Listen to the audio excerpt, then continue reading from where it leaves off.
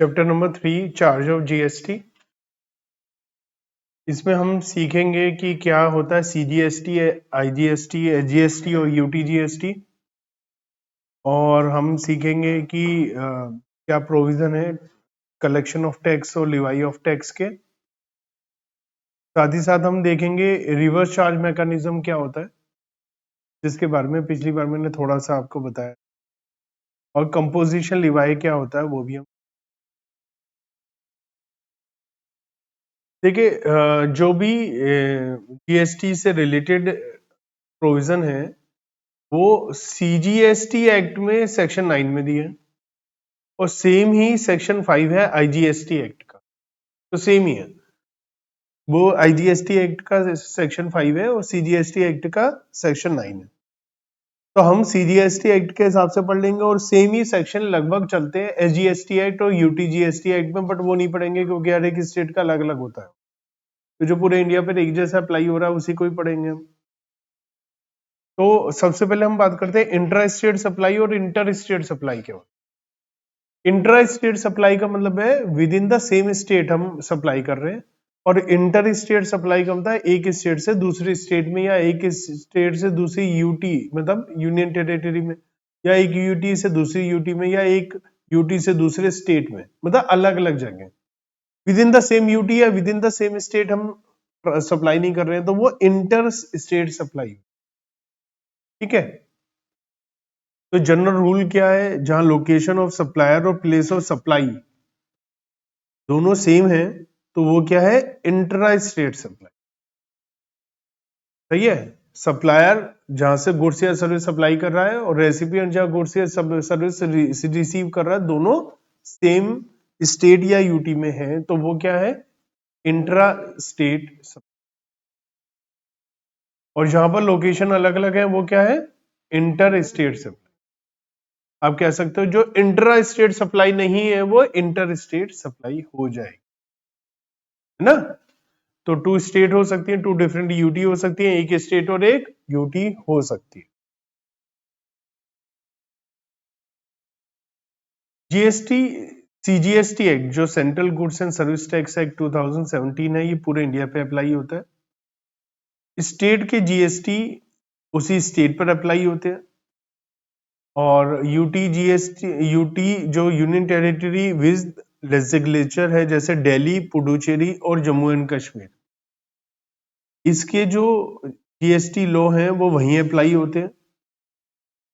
मतलब कि दिल्ली, पुडुचेरी और जम्मू एंड कश्मीर में स्टेट जीएसटी लॉ ही अप्लाई होगा। ठीक है। और स्टेट में क्योंकि union territory with legislature included है स्टेट, और जो प्योर यूटी है वो अलग है। अब महाराष्ट्र जीएसटी एक्ट जो है वो कहां पर अप्लाई होगा, महाराष्ट्र में। और integrated goods and service tax जो आईजीएसटी है वो पूरे इंडिया पे अप्लाई होता है। आईजीएसटी बेसिकली क्या है, एक स्टेट से दूसरी स्टेट पर जब सप्लाई होती है तो आईजीएसटी एक्ट लगता है, और with in the same state intra state supply है तो सीजीएसटी एक्ट और साथ ही उस स्टेट का एक्ट लगता है। अब यहां पर हम बात कर रहे हैं union territory goods and service tax act. ये यूनियन टेरिटरीज पर लगता है, जैसे Andaman and Nicobar islands, Lakshadweep, Dadra and Nagar Haveli और दमन एंड दीव और लद्दाख पर, चंडीगढ़ पर। और इसके अलावा अगर और भी कोई यूटी है जहां पर विदाउट लेजिस्लेचर है, मतलब जहां अपना उनका कुछ कानून वगैरह ऐसा नहीं है, तो वहां पर UT goods and service tax UT GST act लगेगा। नहीं तो दिल्ली, हमने पढ़ा था दिल्ली और पुडुचेरी और जम्मू एंड कश्मीर, और वहां पर क्या लगेगा, स्टेट जीएसटी एक्ट ही। तो हमें ये जो जम्मू कश्मीर है इसे यूनियन टेरिटरी माना गया था, और लद्दाख को भी, लेकिन जम्मू कश्मीर को यूटी माना गया था विद लेजिस्लेचर, इसलिए उस पर स्टेट जीएसटी एक्ट लग जाता है। और लद्दाख को हमने केवल यूटी माना था 2019 में, जब हमारा आर्टिकल 370 हटा था, तो वहां पर यूटी हमारा लगेगा। तो जैसे यूटी दादर नगर हवेली दमन एंड दीव है, वो मर्ज होकर नए बन गए दादर एंड नगर हवेली और दमन एंड दीव। ठीक है, ऐसे ही यहाँ पर हमारा जो डिस्कशन है स्टडी मटेरियल में जनरली किस पे चलेगा, सीजीएसटी और आईजीएसटी लॉग पर, क्योंकि वो पूरे के पूरे जो है इंडिया पर अप्लाई हो जाता है। स्टेट वाइज जीएसटी हमारे कोर्स से बाहर की बात है, स्कोप के, हम उसको नहीं पढ़े। स्टेट जीएसटी लॉ और यूटी जीएसटी लॉ का वो सेम ही है, तो सीजीएसटी में वही उसमें। अब सीजीएसटी एक्ट सेक्शन 9 और आईजीएसटी एक्ट सेक्शन 5 कहता है Levi and collection of CGST IGST. तो सेक्शन 9 क्या कहता है सीजीएसटी एक्ट का, कि सेक्शन 9 सब सेक्शन 1 कहता है सीजीएसटी कब लगेगा, subject to provision of subsection 2 there shall be levied tax called central goods and service tax, मतलब CGST, on all intra state supply.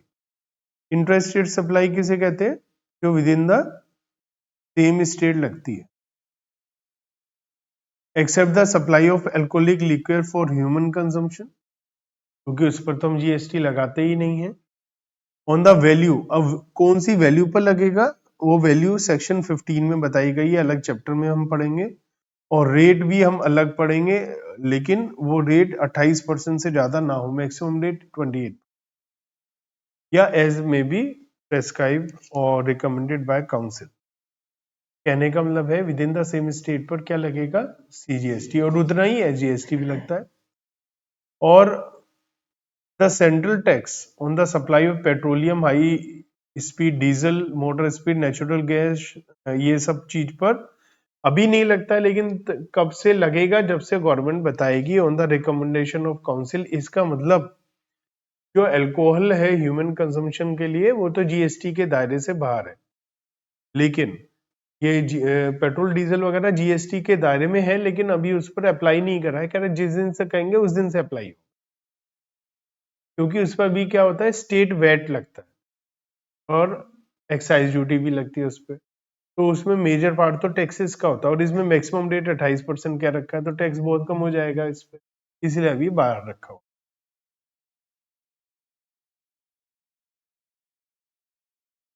ऐसा है, ये जो है हमारा 20%, 20 और 40% मैक्सिमम हो सकता है, मतलब यहाँ पर सीजीएसटी 20% बोल रखा, 20%, ये मुंह से निकल गया, वो जनरली 28 होता है मैक्सिमम, वैसे ही यहाँ पर रेट हाईएस्ट 20 बोल रखा है, वैसे सीजीएसटी और एसजीएसटी मिलाकर 28% मैक्सिमम होता है जनरली, इसलिए मैंने 28। सेक्शन 9 सब सेक्शन 3 कहता है कि on recommendation of the council by notification specify category of supply of goods or both service or both the tax on which shall be paid on reverse charge basis। तो reverse charge basis पर tax लगाया जा सकता है कुछ चीजों पर, वो बताया गया, वो अभी हम पढ़ेंगे डिटेल में क्या होता है। तो यहाँ पर क्या है, यहाँ बोल रखा है 9(3) में क्या बोला है, government on the recommendation of the council by notification, मतलब गवर्नमेंट काउंसिल के रिकमेंडेशन पर नोटिफिकेशन के थ्रू स्पेसिफाई करेगी category of supply of goods और सर्विस और बोथ की कौन सी चीजों पर रिवर्स चार्ज लगेगा। ठीक है, तो यहाँ पर अभी हम रिवर्स चार्ज से रिलेटेड ही अगला भी पॉइंट पढ़ेंगे, लेकिन उसमें अलग चीजें होंगी। यहाँ अगेन लिखा है 9(4) में गवर्नमेंट में on the recommendation of the council by notification, यहां तक सेम है। यहाँ लिखा है specify A class of registered person, अब पिछले में क्या लिखा था, category of supply of goods और सर्विस, मतलब ये वाला सामान इस पर रिवर्स चार्ज लगेगा, ये वाली सर्विस इस पर रिवर्स चार्ज लगेगा। और 9(4) में क्या लिखा है, क्लास ऑफ रजिस्टर्ड पर्सन, ऐसे रजिस्टर्ड पर्सन इन पर्टिकुलर लोगों के ऊपर जीएसटी रिवर्स चार्ज के हिसाब से ले, तो in respect of supply of specified category of goods, और उसमें भी क्लास ऑफ रजिस्टर्ड पर्सन जिनको स्पेसिफाइड कैटेगरी पर रिवर्स चार्ज देना है अगर उनको माल मिलता है अनरजिस्टर्ड सप्लाई। मतलब 9(3) में ये सारी कंडीशन और नहीं है, उन्होंने कहा ये सामान है तो रिवर्स चार्ज। यहाँ पर क्या बोल रखा है कि जिसको माल मिल रहा है वो तो रजिस्टर्ड है और जिससे मिल रहा है वो अनरजिस्टर्ड है, तो जो अनरजिस्टर्ड है वो कैसे आपसे जीएसटी कलेक्ट करेगा? तो वो आप क्योंकि रिसीव कर रहे हो और आप कौन हो, रजिस्टर्ड हो, तो आपको देना है reverse charge. Tax on reverse charge basis on the as the recipient of supply goods और both and the provision of shall, मतलब वही बात है, अभी हम डिटेल। और आगे है 9(5) government on the recommendation of council by notification specified category of services, the tax on intra-state supply of which shall be paid by electronic commerce operator, ठीक है, intra state supply, if such services are supplied through it and all the provision of act will, ये क्या है? ऐसा होता है कि जैसे कोई सर्विस दी जा रही है किसी के इलेक्ट्रॉनिक कॉमर्स ऑपरेटर के थ्रू, जैसे मान लिया आपने है ना ओला उबर से टैक्सी बुक करा, अब उसमें कौन देगा टैक्स, कैसे होगा? तो यहाँ लिखा है कि गवर्नमेंट बता देगी ऐसी सर्विसेज जो इलेक्ट्रॉनिक कॉमर्स ऑपरेटर के थ्रू जा रही है, तो वो वाला जो जीएसटी है वो इलेक्ट्रॉनिक कॉमर्स ऑपरेटर देगा, वो रिवर्स चार्ज बेसिस, या वो उसमें मतलब जैसे टैक्सी वाले ने सर्विस दी मुझे, मैं टैक्सी बुक कराई, कैब बुक कराई, मुझे सर्विस मिली और सर्विस टैक्सी वाले ने दी। अब इसमें जो इलेक्ट्रॉनिक कॉमर्स जो पोर्टल है जिसके थ्रू मुझे सर्विस मिली, वो जीएसटी का जिम्मा उसके ऊपर है। जैसे स्विगी जोमेटो से मैंने सामान मंगाया, मेक माई ट्रिप से मैंने होटल बुक कराया, तो इन सब चीजों, अमेजोन फ्लिपकार्ट से मैंने सामान मंगाया, वो किसी और के थ्रू भेज रहे हैं, तो मतलब वो सारी चीज यहाँ,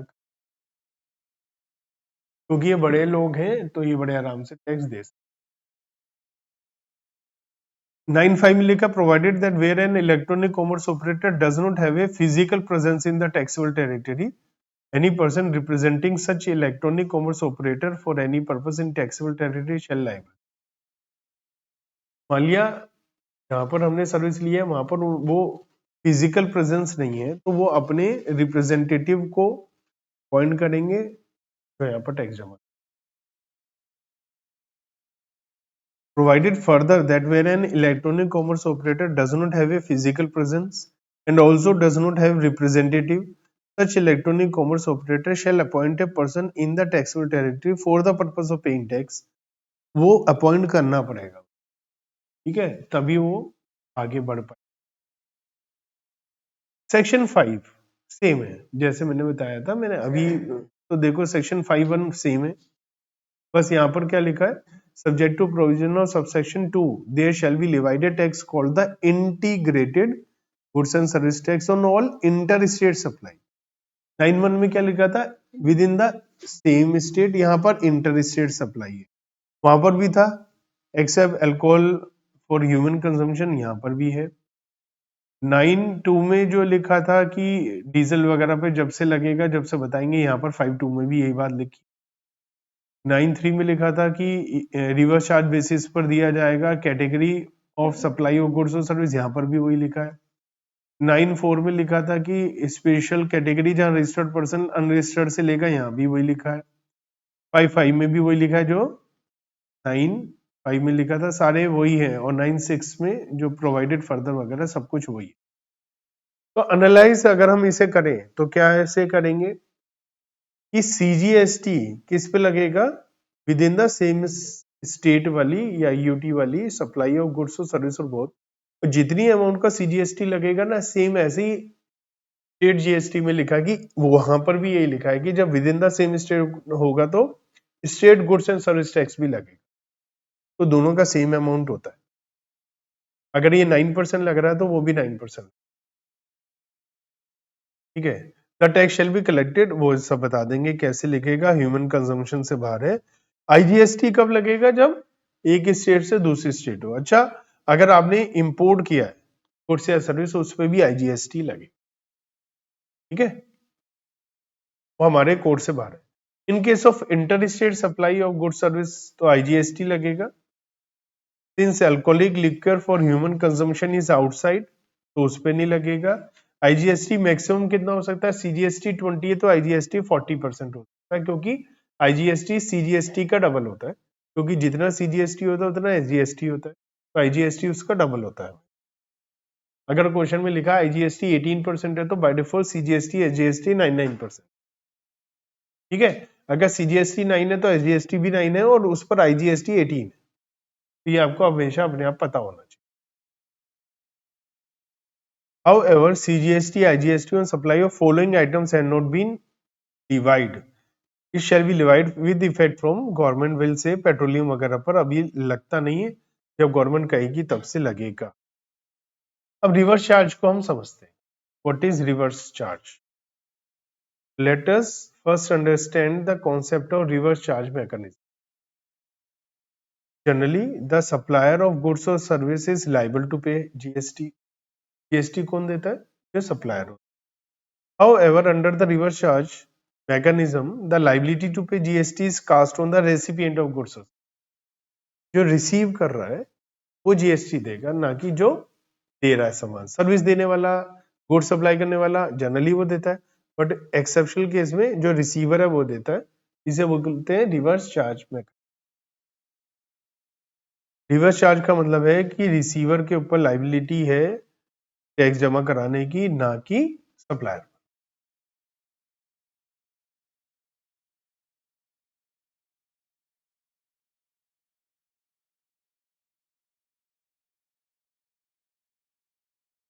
क्लेम तो वही होगा, देखो ऐसा है, ए ने बी को माल बेच, तो ये कौन है, ए, बी कौन है, तो सप्लायर क्या करता है, बी से कहता है मुझे जीएसटी दे, और इसके पास में जीएसटी आ जाता है, और जब इसके पास जीएसटी आ जाता है तो ये गवर्नमेंट को आईटीसी क्लेम करके जमा कराता है ना, यही होता है। अब क्या है, बी ने जीएसटी देना है लेकिन ऑन बिहाफ ऑफ ए, तो इस पे आईटीसी बी नहीं लेगा, बराबर, बी नहीं लेगा आईटीसी, क्योंकि ये ए के बिहाफ पर जमा करा, बराबर। तो यहां पर आईटीसी का पंगा नहीं आएगा, क्योंकि यहां पर बी जमा कराएगा। कौन सी सिचुएशन में कराएगा, ज्यादातर तो वो सिचुएशन है जहां पर ए अनरजिस्टर्ड है, तो जहां ए अनरजिस्टर्ड है तो वो आईटीसी का मतलब ही नहीं उठता है ए के लिए। और ये रिवर्स चार्ज इसलिए ही है कि ए एलिजिबल नहीं है या ए इतना रजिस्टर्ड नहीं है, तो ए अगर रजिस्टर्ड है या एलिजिबल है या सारे काम कर सकता है, तो बी से क्यों ही कहेंगे हम कि बी तुम कराओ, यही करेगा ना। तो 90% केस तो वही है जहां पर ए अनरजिस्टर्ड है, और ए अनरजिस्टर्ड है तो वो एलिजिबल ही नहीं है आईटीसी के, ठीक है। और बी आईटीसी इस पे नहीं लेगा, क्योंकि ये तो इसने ए के बिहाफ पर, ठीक है। हाँ, ये इसने जो पेमेंट करा है, आगे फ्यूचर में जो बी सेल करेगा, बी सेल करेगा जब, तब वो आईटीसी लेगा। क्योंकि अगर मान लिया बी ने ए को पेमेंट करी होती, ये तो इनपुट टैक्स बोलते हैं, मैं अभी आपको बताता हूँ। जब हम खरीदारी करते हैं, जैसे ए ने बी को माल बेचा, तो मैं बी के हिसाब से कह रहा हूं, बी ने सी को माल बेचा। अब जो बी ने ए से खरीदा है, उस पर उसने इनपुट टैक्स दिया, ये क्या है, 25, जो इसने ए से खरीदा। और जो इसने सेल करा है सी को, इस पर जो टैक्स इसने सी से लिया, इसे आउटपुट टैक्स बोलते हैं, ठीक है। तो बी के हिसाब से सोचो, अगर बी ने सी को बेचा है और नॉर्मल तरीके से बेचा है, सप्लाई किया, जिसे हम फॉरवर्ड चार्ज बोलते हैं, बी ने सी को फॉरवर्ड चार्ज बेसिस पर दिया है, तो वो आउटपुट टैक्स जब बी के पास आ जाएगा सी से। देखो बहुत सिंपल सी फंडा है, कोई कंफ्यूजन की बात नहीं। मैं रिवर्स चार्ज नहीं कह रहा हूं, पहले मैं नॉर्मल बात, मान लिया इसने 10,000 रुपए का सामान बेचा, आसान बनाने के लिए मैं आसान फिगर लेता हूँ, जीएसटी 1,000 रुपए, तो टोटल इनवॉइस कितने का बना? तो बी ने ए को पेमेंट कितना कर? 11,000, है नहीं? अब मान लिया यही सामान बी ने सी को 1,500 ऐड करके 11,500 में बेच दिया, है ना? मतलब 12,000 प्लस 1,200, 3,200 रुपए में बी ने सी को ये सामान बेच दिया। अब ध्यान से बी के हिसाब से सोचो, तो बी की जेब में कितना जीएसटी आया? 1,200। और बी की जेब से कितना जीएसटी गया था? 1,000। तो ये क्या कहेगा? आउटपुट जीएसटी है 12, इसमें से आईटीसी लेगा जो इसने ऑलरेडी 1,000 रुपए दिए थे, ये 200 रुपए गवर्नमेंट के पास जमा करा, है नहीं? सपोज रिवर्स चार्ज है तो भी सब कुछ यही होगा। देखो रिवर्स चार्ज है, मान लिया ए ने जो बी को माल बेचा था रिवर्स चार्ज बेसिस पर, तो पहले बी ने 11,000 रुपए किसे दिए थे? ए को। अब ये क्या करेगा? ये ए को 10,000 देगा और ये 1,000 रुपए गवर्नमेंट को देगा, 1,000 रुपए। तो जेब से तो इसके 11,000 पहले भी गए थे, अब भी 11,000 ही गए। समझ रहे हो ना मेरी बात? और जब सी को बेचकर पैसा आएगा 1,200 में से आईटीसी क्लेम कर लेगा क्योंकि इसने गवर्नमेंट के पास जमा कराया। तो फर्क कुछ नहीं पड़ेगा बी के हिसाब से, चाहे वो खरीदते हुए रिवर्स चार्ज पे दे रहा है, चाहे खरीदते हुए वो फॉरवर्ड चार्ज पे नॉर्मल खरीदा था, एक ही हिसाब बैठे। क्लियर है? देखो जनरली ऐसा होगा नहीं रिवर्स चार्ज, क्योंकि रिवर्स चार्ज जनरली तब होता है जब बी अनरजिस्टर्ड होता है।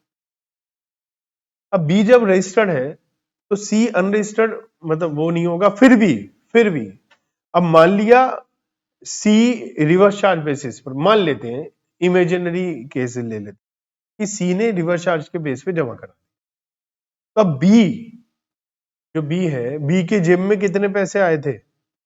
बी की जेब में तो कुछ आया ही नहीं, है ना?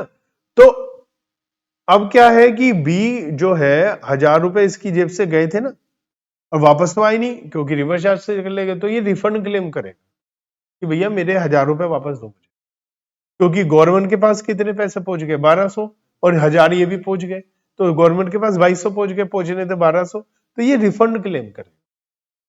समझ रहे हो?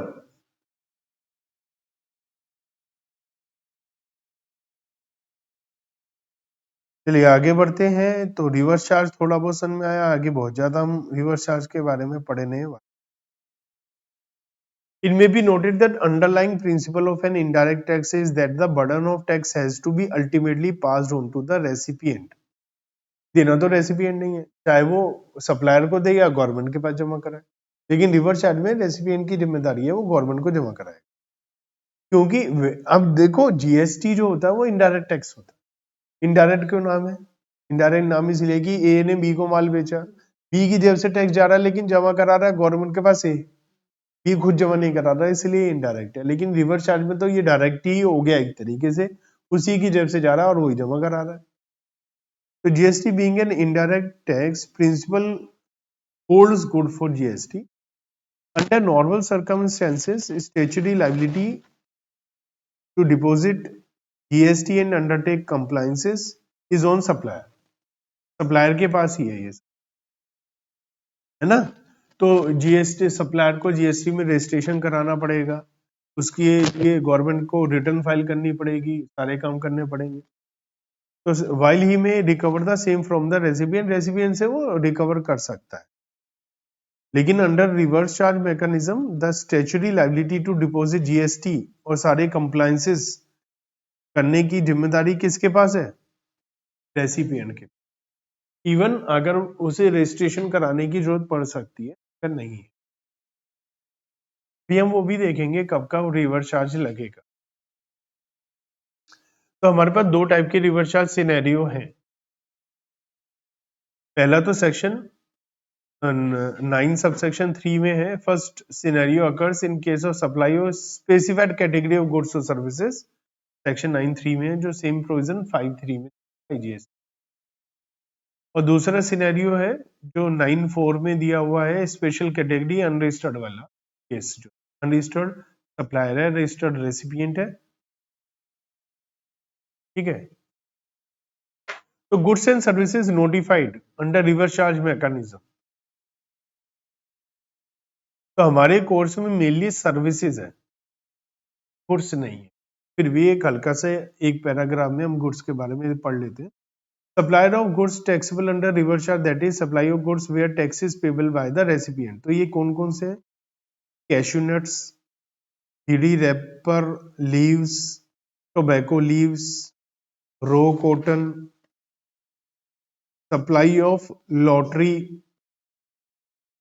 ठीक है, और silk yarn, used vehicles, seized and configurated goods, old and used goods, goods and scrap, priority sector, landing certificate when supply by registered. अब इसमें सब सिचुएशन में देखो क्या है,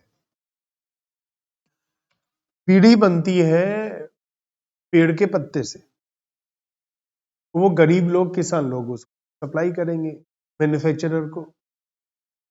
अब सप्लायर तो गरीब आदमी है, परचेजर जो है मैन्युफैक्चरर है बीड़ी, तो इसीलिए रिवर्स चार्ज कर। ऐसे ही पुराने यूज्ड व्हीकल है।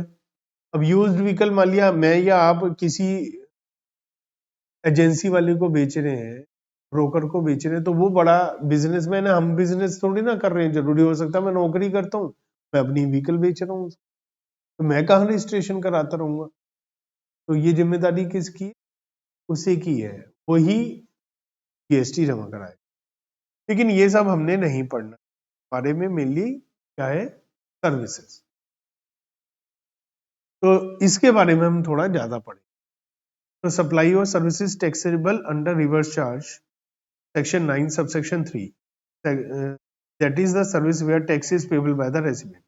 तो 9(3) में हमने नोटिफिकेशन आया था नंबर 13 2017, 28 जून 2017 को, as amended as notified following category of supply of services where whole of the tax shall be paid on reverse charge basis by the recipient.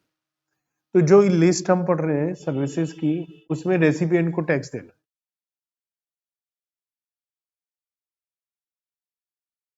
Goods transport agency, category of services क्या है? Supply of services by goods transport agency in respect of transportation of goods by road. सामान, goods जा रहा है road के through, ठीक है, किसको जा रहा है? फैक्ट्री में। अब देखो ट्रांसपोर्टर है, मान लीजिए छोटा मोटा ट्रांसपोर्टर है, उस पर एक गाड़ी है, सामान लेकर आया है, लेकिन दे किसे रहा है सामान? फैक्ट्री को। तो सप्लायर जो है वो छोटा आदमी है और रेसिपिएंट बड़ा इंसान है। फैक्ट्री है तो जीएसटी में रजिस्ट्रेशन तो होगा। तो ये क्या बोल दिया कि भैया फैक्ट्री को ही जीएसटी जमा करना, रिवर्स चार्ज बेसिस। तो रेसिपिएंट कौन है? फैक्ट्री, तो उसे ही जीएसटी जमा कराना। गुड्स ट्रांसपोर्ट एजेंसी किसी सोसाइटी को सर्विस दे रही है और वो सोसाइटी रजिस्टर्ड है under the society registration act और एनी अदर लॉ, तो किसे जीएसटी जमा कराना पड़ेगा? सोसाइटी को। कोऑपरेटिव सोसाइटी को दे रहे हैं तो कोऑपरेटिव सोसाइटी को। अगर ये ट्रांसपोर्ट एजेंसी किसी भी पर्सन को दे रही है सर्विस और वो पर्सन जीएसटी में रजिस्टर्ड है, समझ रहे हो? पर्सन कौन है? जीएसटी में रजिस्टर्ड है, तो यही देना पड़ेगा जो पर्सन रजिस्टर्ड। कंपनी है कोई, इनको देना पड़ेगा। पार्टनरशिप फर्म है, पार्टनरशिप फर्म को देना पड़ेगा। कैजुअल टैक्सेबल पर्सन है। अब कैजुअल टैक्सेबल पर्सन कौन होता है? मान लिया ट्रेड फेयर लगा और आप ट्रेड फेयर में सामान बेचने गए, कंडीशन है कि आपका जीएसटी होना चाहिए, लेकिन आप 10-15 दिन के लिए आए हो दिल्ली में, आप एमपी में काम है आपका, तो आप एमपी में रजिस्टर्ड है। अब आप दिल्ली में आकर नहीं बेच सकते सामान, दिल्ली में आप बेच रहे हो 10-15 दिन के लिए एग्जीबिशन में, किसी फेयर में आकर के, तो वहां पर आप टेम्परेरी रजिस्ट्रेशन ले, जिसे कैजुअल टैक्सेबल। तो अगर आप कैजुअल टैक्सेबल पर्सन को दे रहे हैं तो कैजुअल टैक्सेबल पर्सन को जीएसटी देना पड़ेगा, क्योंकि है तो रजिस्टर्ड ही वो। However, reverse charge mechanism shall not apply to the service provided by GTA by way of transport of goods in a goods carried by road to government. मान लिया कोई गवर्नमेंट को कुछ सप्लाई कर रहा है, तो रेसिपिएंट कौन है? गवर्नमेंट। उससे कहा तुम टैक्स दो जी, फिर उस पर अप्लाई नहीं। ठीक है। Local authority, government agency which has taken registration under CGST Act only for the purpose of deducting tax, उन्होंने केवल टैक्स काटने के लिए करा है, ना कि टैक्सेबल सप्लाई वगैरह के लिए। तो इन सब पर जीएसटी रिवर्स चार्ज के हिसाब से नहीं लगेगी। Further, nothing contained in this entry shall apply where the supplier has taken registration under CGST Act and exercised the option to pay tax on service of GTA in relation to the transport of goods supplied by him under forward charge। ये क्या है? देखो, अभी हमने क्या पढ़ा? मान लिया एक जीटीए सर्विस है, गुड्स ट्रांसपोर्ट एजेंसी है, उसने किसी फैक्ट्री को सामान दिया, तो हम क्या करें? रिवर्स चार्ज के हिसाब से कौन टैक्स जमा कराएगा? फैक्ट्री। लेकिन मान लिया वो ट्रांसपोर्ट एजेंसी रजिस्टर्ड है, जीएसटी में रजिस्टर्ड है, वो कह रहे जी हम तो नॉर्मल टैक्स इनवॉइस दे रहे हैं, नॉर्मल कर रहे हैं, रिवर्स चार्ज की कोई जरूरत नहीं। ये रिवर्स चार्ज क्यों लगा रही है? बताओ लॉजिक क्या है? गवर्नमेंट को टैक्स मिल जाए। सप्लायर कह रहा है कि मैं खुद ही टैक्स दे रहा हूं, जमा करा रहा हूं फॉरवर्ड बेसिस पे, तो फिर रिवर्स चार्ज की जरूरत नहीं। तो ये लिखा है, अगर सप्लायर ने रजिस्ट्रेशन करा रखा और वो कह रहा है मैं फॉरवर्ड चार्ज के हिसाब से टैक्स दे रहा हूं, और सप्लायर ने टैक्स इनवॉइस इशू करा। टैक्स इनवॉइस क्या होता है? टैक्स इनवॉइस का मतलब, टैक्स इनवॉइस एक तो रजिस्टर्ड पर्सन ही इशू कर सकता है। अगर मैंने आपको टैक्स इनवॉइस दिया है ना, तो ही आप उसका आईटीसी क्लेम कर सकते। मान लिया आप कंज्यूमर हो, आप मेरी दुकान पर आए, आपने क्या करा? कुछ बिस्किट का पैकेट खरीदा, शैम्पू खरीदा, ये आप कंज्यूम करोगे, कंज्यूमर हो आप, तो आपको मैं टैक्स इनवॉइस नहीं दूंगा। टैक्स इनवॉइस कब दूंगा? अगर आप मेरे से खरीद कर दुकानदार हो और आगे बेचोगे। आपको अगर आईटीसी क्लेम करना है तभी मैं आपको टैक्स इनवॉइस इशू करूंगा। अगर आपको आईटीसी क्लेम नहीं करना है तो मैं आपको नॉर्मल इनवॉइस। ऐसा होता है बी टू बी, मतलब बिजनेस टू बिजनेस जब ट्रांजैक्शन होती है तो उस पर tax invoice issue. Business to consumer होती है तो उसके अंदर, मान लिया एक रिटेलर है, जैसे एक मान लिया एक बेकरी शॉप है। अब बेकरी शॉप पर एक आया, हाँ भैया एक पेस्ट्री दे दो, वो खा रहा है, और उसे एक दुकानदार लेकर के जा रहा है, और वो आगे भी अगर जीएसटी देगा और वो चाहता है आईटीसी क्लेम करना, तो वो दुकानदार कहेगा मुझे टैक्स इनवॉइस इशू, बोल देगा वो। अब वो जब टैक्स इनवॉइस इशू करेगा तो उसकी सारी डिटेल भी उसमें डालेगा। तो सप्लायर ने टैक्स इनवॉइस इशू करा है रेसिपिएंट के नाम, ठीक है, तो फिर रिवर्स चार्ज की जरूरत नहीं है।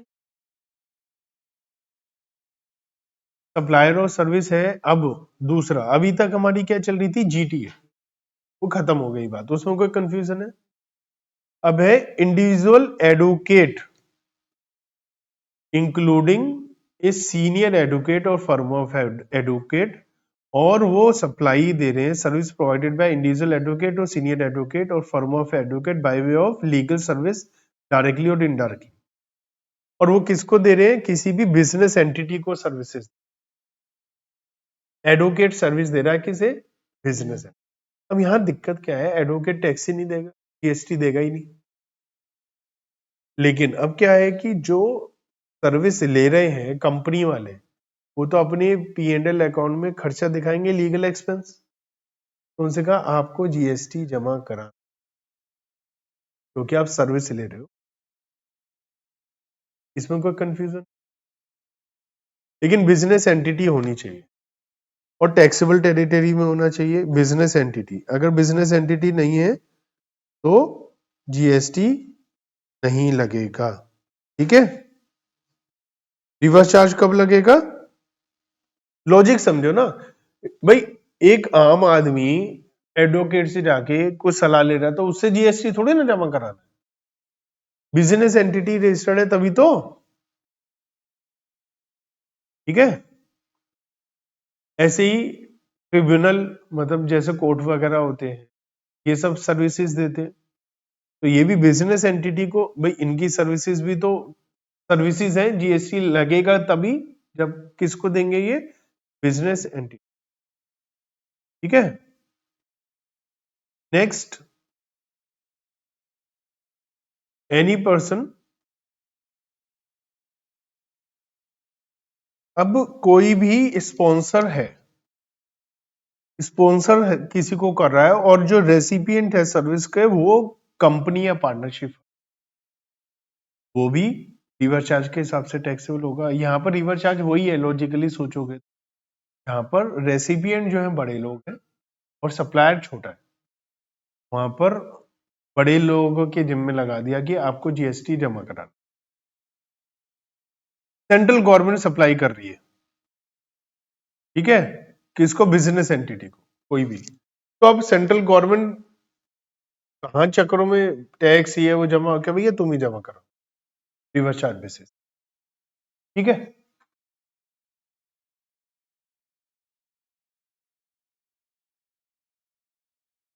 लेकिन इसमें कुछ चीजों को हटाया गया है, एक्सक्लूड किया गया है। इसमें है रेंटिंग ऑफ इमूवेबल प्रॉपर्टी और post, department of post services in relation to an aircraft और वेसल और इनसाइड और outside the port, transport of goods और पैसेंजर। तो देखिए इसमें क्या है, सर्विसेज जो भी central government, state government, union territory या लोकल अथॉरिटी दे रही है बिजनेस एंटिटी को, है ना, उसमें कुछ चीजों पे जीएसटी नहीं लगेगा, रिवर्स चार्ज के हिसाब से नहीं लगेगा, जैसे कि इमूवेबल प्रॉपर्टी को रेंट पर दिया जा रहा है और सर्विस दी जा रही है department of post and the ministry of railways. पहले क्या था, यहाँ पर केवल डिपार्टमेंट ऑफ पोस्ट था, मिनिस्ट्री ऑफ रेलवे नहीं था। आपके असाइनमेंट में है क्या रेलवे लिखा हुआ है? नहीं लिखा ना, हाँ तो ये आपके में लिखा है, तो आपकी स्टडी बाद में आई होगी आपकी पहले, तो इसमें रेलवे ऐड कर दिया, है ना, मतलब रेलवे के पर उसके ऊपर भी जीएसटी नहीं लगेगा। ऐसी एयरक्राफ्ट वेसल के हिसाब से और गुड्स, ट्रांसपोर्ट ऑफ गुड्स और पैसेंजर, तो अगर गवर्नमेंट सर्विस दे रही है ट्रांसपोर्ट ऑफ गुड्स और पैसेंजर, हमारा जीएसटी नहीं लगेगा, ठीक है। आगे है हमारा गवर्नमेंट जो है, यही हो गया कि 5A में लिखा है services supply by the central government excluding the ministry of railway, state और यूनियन टेरिटरी वगैरह सब जो दे रहे हैं। अगर ये पिछले वाले में 5 में जो लिखा था वो लिखा था बिजनेस, बिजनेस एंटिटी को, है ना, और यहाँ पर क्या लिखा है, कोई भी रजिस्टर्ड है, रजिस्टर्ड पर्सन है, तो उसे कोई भी सप्लाई करी जा रही है, लेकिन एक्सक्लूडिंग रेलवे, रेलवे वाली चीजों पर यहाँ पर भी हटा दिया गया, ठीक है। उसमें क्या है, फर्स्ट क्लास पर वैसे मतलब जनरल बातों में आप देखो तो नहीं लगता, ठीक है।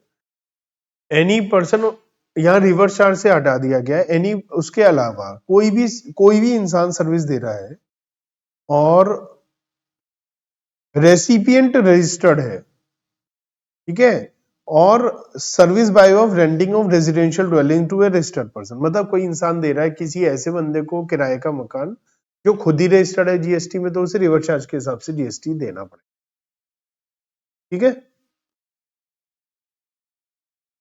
डायरेक्टर ऑफ ए कंपनी और a body corporate, the service supplied by director of a company body corporate to the said company, मतलब कि अब क्या है कि कंपनी सर्विस ले रही है किससे, डायरेक्टर से, तो रेसिपिएंट कौन हो गया, कंपनी, तो उसे रिवर्स चार्ज के हिसाब से जीएसटी देना पड़ेगा। Service supplied by director of a company to the company, जो डायरेक्टर सर्विस दे रहा है।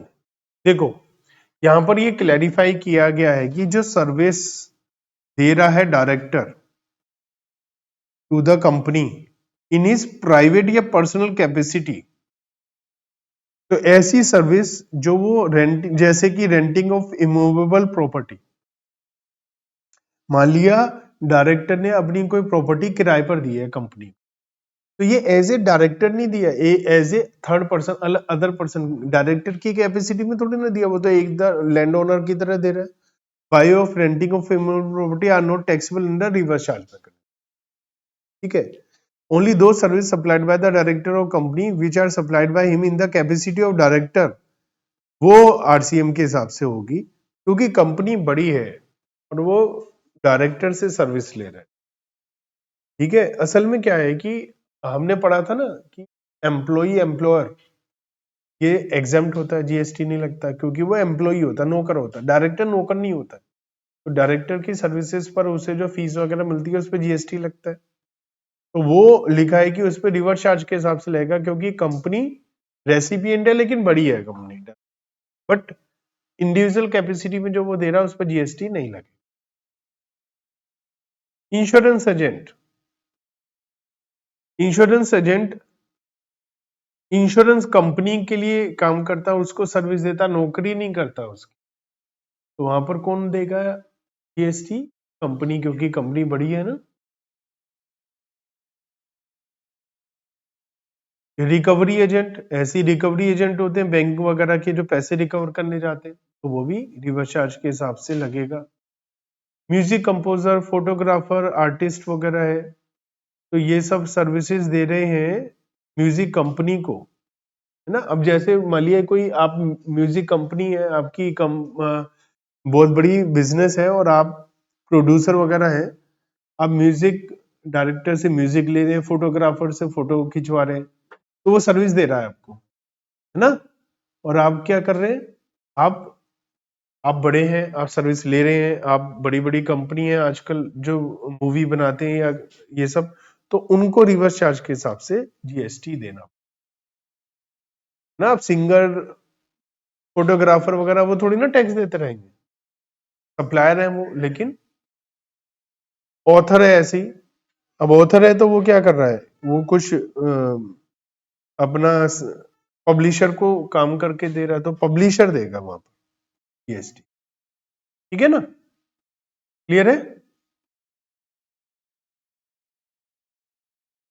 However, an author can choose to pay tax under forward charge if he has taken registration. अगर उसने रजिस्ट्रेशन लिया तो वो कह सकता है कि मैं आपको टैक्स दे रहा हूं, तो ठीक है, कोई दिक्कत नहीं, है ना। Member of overseeing committee constituted by RBI, तो आरबीआई के मेंबर आरबीआई को सर्विस दे रहे हैं, तो वहां पर आरबीआई जीएसटी काटेगा ना रिवर्स चार्ज के साथ। Individual direct selling agent other than ए बॉडी कॉर्पोरेट पार्टनरशिप या एलएलपी फर्म कोई सर्विस दे रहा है, एक अकेला इंसान इंडिविजुअल के तौर पे, और वो सर्विस किसको दे रहा है, बैंक को, नॉन बैंकिंग फाइनेंशियल कंपनीज वगैरह को सर्विस दे रहा है, तो एजेंट वगैरह है, तो वो वहां पर बैंक देंगी। हर एक कॉमन सेंस लगाओ, कोई सर्विस देने वाला छोटा है, सर्विस लेने वाला बड़ा है, तो बड़े को ही देना पड़ेगा ना। बैंक वगैरह को सर्विस प्रोवाइडर है, बिजनेस फैसिलिटेटर है, तो वहां पर भी बैंकिंग ही देगी। जो बड़ी बड़ी बातें हैं, एजेंट है, बिजनेस को सर्विसेज दे रहा है, तो क्या होगा, बिजनेस ही देगा। एक पर्सन है अदर देन बॉडी कॉर्पोरेट, और वो सिक्योरिटी सर्विस दे रहा है रजिस्टर्ड पर्सन को। ठीक है, सिक्योरिटी सर्विस आप रजिस्टर्ड पर्सन को दे रहे हैं, तो रजिस्टर्ड पर्सन रिवर्स चार्ज के साथ, अगेन वही कॉन्सेप्ट है। यहाँ पर लिखा however nothing contain this shall apply to the department of the central government, local authority, government agencies, वही है ना, उनको रिवर्स चार्ज के हिसाब से टैक्स नहीं। supplier of services any person other than a body corporate who supplies service to a body corporate and doesn't issue an invoice charging CGST at the rate 6% to service recipient. ये क्या है? Service provided by way of renting of any motor vehicle designed to carry passenger where the cost of fuel is included in consideration charged from the service recipient provided to a body corporate, तो उसे देना है. ऐसा क्या है? Suppose आपने कोई motor vehicle दी rent पर और उस सिचुएशन में जो दे रहा है सर्विस उसने जीएसटी नहीं लगाया तो कंपनी लगाएगी. ठीक है ना, रिवर्स चार्ज के हिसाब से. या तो वो लगा कर देते जीएसटी वाला बिल, नहीं तो रिवर्स चार्ज पे लगाएंगे. अब है lender, that is a person who deposit security registered in his name in any other person authorised on behalf of the approved intermediary purpose of lending under scheme of SEBI. तो security lending services से related है. वहां पर भी यही है, borrower जो है रेसिपिएंट है, person who borrow the security under the scheme through approved intermediary. ये सब मतलब आपके मतलब का इतना नहीं है, पॉइंट में थे सारे तो मैंने उसको कवर कर रहा हूं. All the above services have been notified on reverse charge, ये सब नोटिफाइड कर रखा है. ठीक है. और इसके अलावा क्या है? Any service supplied by any person who is located in any service supplied by any person who is located in non-taxable territory to any person located in the taxable territory other than non-taxable online recipient located in taxable territory. Thus in case of import of service tax is payable by the person importing service. ये कह रहे हैं कि जो supplier है वो non taxable territory में और रेसिपिएंट का है टैक्सेबल टेरिटरी, तो रेसिपिएंट देगा. जैसे हमने इंडिया के बाहर से कोई सर्विस मंगाई तो इंडिया के बाहर से वो नॉन टैक्सेबल टेरिटरी है, इंडिया के बाहर है, और आपने इंडिया में मंगाया तो इंडिया में जो मंगा रहे हैं तो वो जीएसटी उस पर देगा. ठीक है. तो पर्सन लाइबल टू पे जीएसटी ऑन जीटीए सर्विसेज. तो यहां से हम डिटेल में यहां लिखा है जीटीए सर्विसेज जो है हमने पढ़ा था ना, गुड्स जो है हमारी ट्रांसपोर्ट एजेंसी है तो उस पर 5% का जीएसटी लगेगा, 2.5% है ना. where GTA has not taken the ITC on goods or service used in supplying GTA services, तो वहां पर 5% है अगर उसे ITC नहीं लेना है. ठीक है. या तो GTA has not taken the ITC on the goods service used in supplying GTA. There can be either of the cases where GTA exercises the option to itself pay GST at the set rate or does not exercise the option to pay GST at the set rate on service. मतलब या तो वो खुद ही GST लगा रहा है या फिर वो ITC क्लेम नहीं करना, तो 5%, नहीं तो कितना लगेगा? 12%.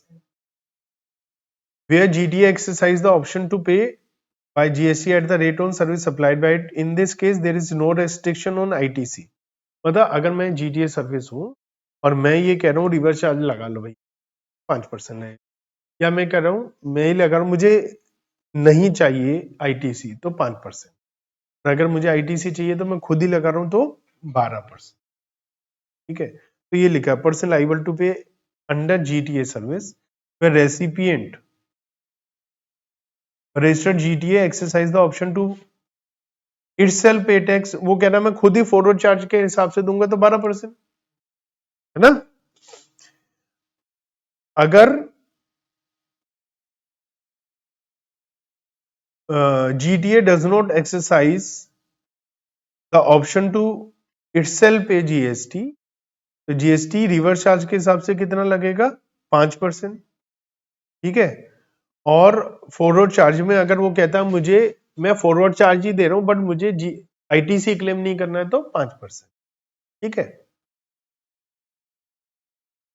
अब रेंटिंग ऑफ मोटर व्हीकल की बात थी ना, service by of renting of motor vehicle, जहां पर लिखा था cost of fuel is included in the consideration, तो वहां पर 2 रेट है, वहां पर भी 2 रेट है. 5% है जहां पर ITC की बात है वहां पर मतलब कुछ लिमिटेशंस है, और जहां ITC आप रेस्ट्रिक्शन नहीं है ITC की तो 12%. आईटीसी की रेस्ट्रिक्शन है तो 5%। तो इसमें आपको क्या है कि देखो 5% कब है, पर्सन लाइबल टू पे tax under renting, supplier is other than body corporate, recipient is body corporate, तो रिवर्स चार्ज लगता है ना। और अगर सप्लायर भी बॉडी कॉर्पोरेट है और उसने कहा मैं फॉरवर्ड चार्ज के हिसाब से करूंगा तो क्या लग जाएगा, 12% के हिसाब से जैसे उसमें था। और अगर वो 5% के हिसाब से लगाना चाहता है तो लिमिटेड उसको मिलेगा आईटीसी। तो ये बात भी आ गई, ठीक है ना।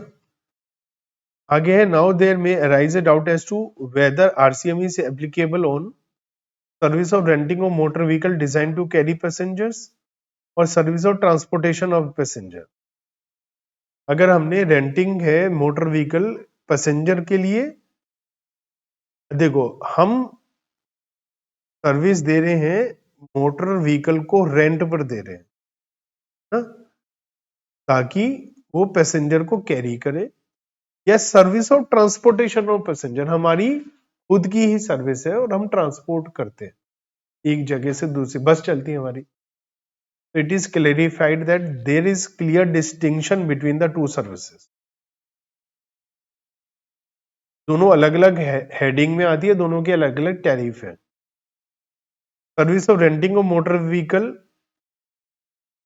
तो वो क्या है, रेंटिंग ऑफ मोटर व्हीकल है for transport of passenger for a period of time where the renter defined how and when the vehicle will be operated, determine schedule routes and other operational consideration. और passenger transport services cover passenger transport service over pre determine routes on the pre determine schedules. मतलब दोनों में फर्क है, एक तो ये है कि हम किराए की व्हीकल दे रहे हैं, एक है कि हम पैसेंजर को किराए पर इधर से उधर कर रहे हैं।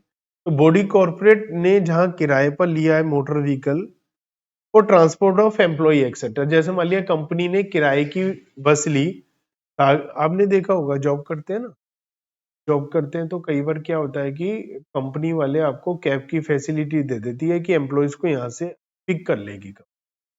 तो कंपनी वहां पर ट्रांसपोर्टेशन ऑफ पैसेंजर का बिजनेस नहीं कर रही है, वो अपने लिए क्या कर रही है, फैसिलिटी लेने के लिए खुद उसने बस नहीं खरीदी, उसने किराए की बस ले ली। तो जिसने किराए की बस दी है वो क्या कर रहा है, रेंटिंग ऑफ मोटर व्हीकल। और दूसरा है कि आप गाजियाबाद से दिल्ली बस चला रहे हो, वो एक अलग बिजनेस। तो लिखा है कि जैसे बॉडी कॉर्पोरेट ने किराए की एम्प्लॉय को ट्रांसपोर्ट करने के लिए किराए के लिए ली, during which the motor vehicle shall be disposal of the body corporate, the service would fall under service of renting of motor vehicle, है ना। और बॉडी कॉर्पोरेट को आरसीएम के हिसाब से जीएसटी देना पड़ेगा।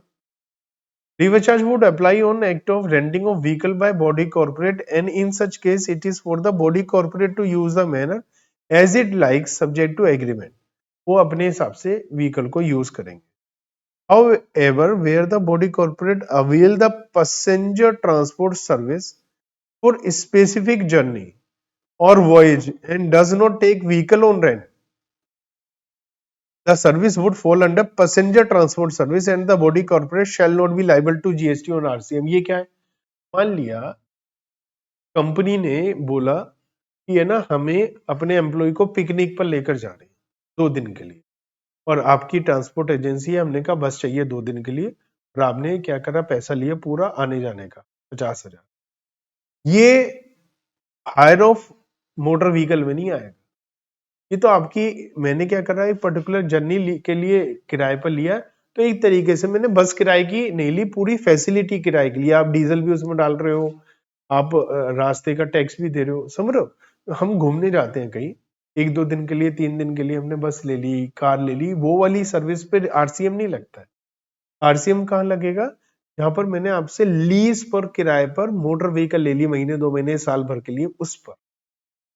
तो दोनों में फर्क है, clear. Taxability of remuneration paid to director, तो in order to determine the liability of tax, तो हमने पढ़ा था कि हमें ये देखना है कि director is an employ of the company और not. Service provided by independent director who are not employ in लिeu ऑफ रेम्युनरेशन, तो वो हमारा इस हिसाब से होगा, क्योंकि अगर वो एम्प्लॉय है तो फिर तो वो स्केड्यूल थर्ड में आकर के भारी हो जाएगा, उस पर जीएसटी लगेगा ही नहीं, है ना। तो यहां पर क्या लिखा है, who are not employee the said company to pay company in lieu of remuneration as the consideration of said service are clearly outside therefore taxable। तो वो अगर हमारा एम्प्लॉय नहीं है तभी वो स्केड्यूल थर्ड से बाहर जाएगा और टैक्सेबल होगा। अगर हमारा डायरेक्टर एम्प्लॉय है तो फिर वो जीएसटी ही नहीं लगेगा उस पर, तो आरसीएम का सवाल ही नहीं उठता। क्लियर है ये बात। In case where it is ascertained that director irrespective of the name and designation is an employee, तो हमें देखना है कि उसने एम्प्लॉय एम्प्लॉयर रिलेशनशिप पर करा या इंडिपेंडेंट करा। एम्प्लॉय एम्प्लॉयर रिलेशनशिप है तो वो जीएसटी के दायरे से बाहर है। Part of director remuneration which is declared as a salary, तो उस पर तो टीडीएस कटता है इनकम टैक्स एक्ट में 192 में, तो वो तो टैक्सेबल ही नहीं है। ठीक है, तो यहां पर क्लियर क्लियर बोल रखा है कि जो एम्प्लॉय के तौर पे काम हो रहा है वो जीएसटी नहीं लगेगा, जो डायरेक्टर के तौर पे काम हो रहा है उसी पर ही रिवर्स चार्ज मैकेनिज्म के हिसाब से लगेगा। और जो डायरेक्टर दे रहा है विदाउट डायरेक्टर कैपेसिटी, तो हमने पढ़ा चेंज हुआ, तो उस पर भी रिवर्स चार्ज नहीं लगेगा। लगेगा जीएसटी पर, रिवर्स चार्ज नहीं लगेगा। Clear. Tax payable by economic commerce operator और नोटिफाइड सर्विसेज, ये हम नेक्स्ट क्लास से पढ़ेंगे। ठीक है।